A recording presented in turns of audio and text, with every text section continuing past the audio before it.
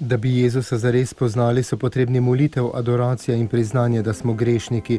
Zgolj katekizem ne zadostuje, da bi razumeli globino Kristusove skrivnosti.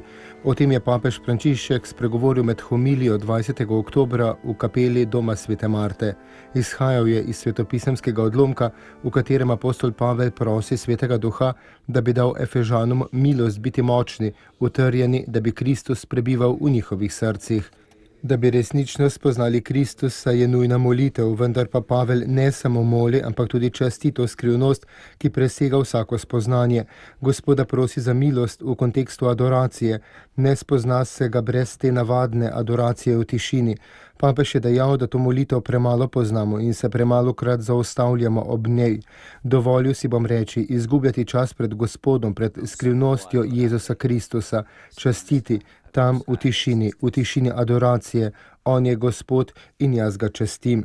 Še tretje, kar je nujno, da bi spoznali Kristusa, pa je zavedati se nas samih, kar pomeni imeti navado same sebe obtožiti, da smo grešniki. Sono necessarie queste tre cose. La preghiera, Padre inviami lo Spirito perché Lui mi conduca, conoscere Gesù. Secondo, l'adorazione. Ni mogoče častiti, ne da bi obtožili same sebe, da bi vstopili v to morje, ki je brez dna in brez obrežij in ki je skrivnost Jezusa Kristusa, so potrebne te stvari, molitev. Oče, pošli mi Duha, da bi me On vodil, da bi spoznal Jezusa. Drugič, adoracija skrivnosti, vstopiti v skrivnost z adoracijo. In tretjič, obtožiti samega sebe. Sem človek z nečistimi ustnicami.